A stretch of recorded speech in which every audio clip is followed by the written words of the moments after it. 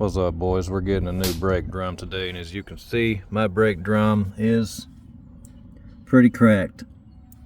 But beyond that, it's also the inside diameter is too much. You can find the inside diameter, at least on this brake drum, right there. Maximum is 16.62 inches. And I already measured this, and it was a little over 16 and a half, so good enough for me. But I mean, if you can feel a pretty decent lip in there, it's probably time to replace it. But you can see how much wear I got right here. See my dirty fingernail? And then it disappears.